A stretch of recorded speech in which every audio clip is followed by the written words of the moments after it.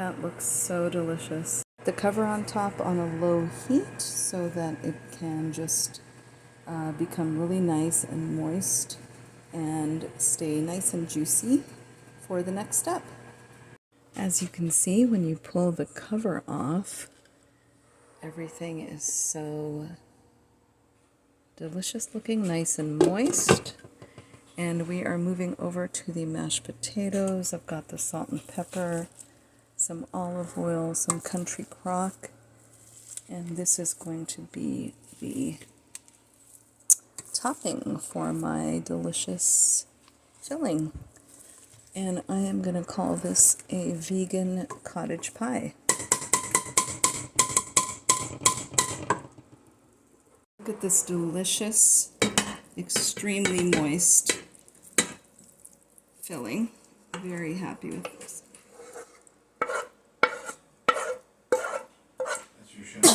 Turned out really, really good. So what you want to do is just pile it in and smooth it out. This is a 9 by 12 glass baking dish.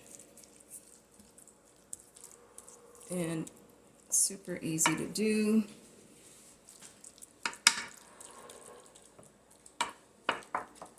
And this is so tasty. At this point, you do not need to add anything else. So this I'm going to call a vegan cottage pie. For all you aficionados, I know cottage pie has lamb, shepherd's pie has beef, but this is vegan, no meat, so I can call it whatever I want. And I'm going to slap on my delicious potatoes just in a bunch of big bunches.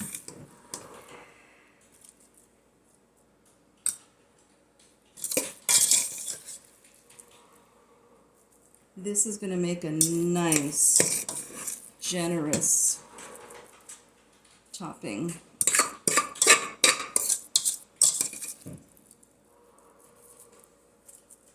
You'll see that I will dress my topping at the end. Again, I also wanted to let you know I left the skins in because they're so delicious. This is going to be a very generous topping of mashed potato.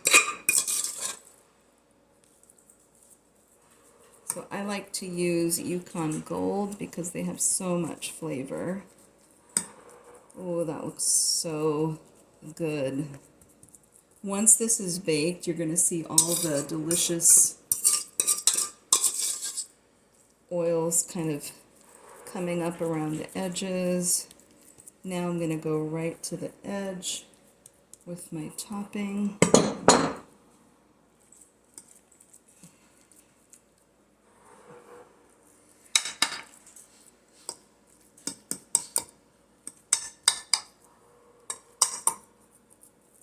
This is nice and very generous topping of potatoes, which I'm going to move a little bit over to this section.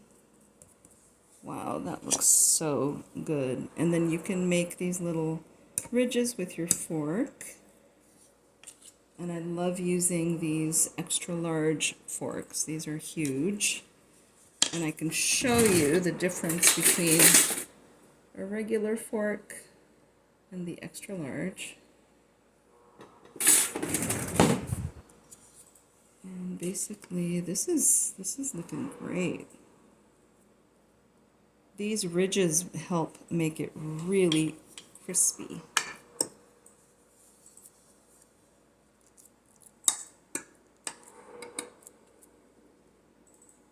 Okay, now I'm just going to drip a little bit of olive oil all over.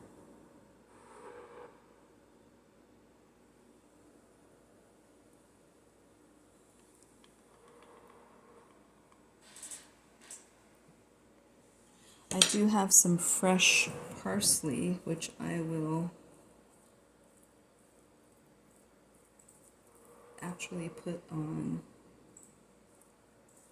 after, so we'll have a little fresh touch. I'm going to do one last crack of salt and cracked pepper. I was using fine powdered pepper in the recipe itself, but on top I'm going to do cracked pepper, salt, and the olive oil, and this is going to go into a, I think 400, I'm going to start out lower. I'm going to do 350 for 25 minutes, see what that looks like. But remember, everything is already cooked, so it's really just to crisp up the top. Okay, we've got this little beauty here going into my very dirty stove. But that is going to come out looking amazing for sure. Let's get that in there. Yep. Be right back. Hey friends, so what I did was 350 for 25 minutes. And then I turned it on my high broil setting for 5 minutes.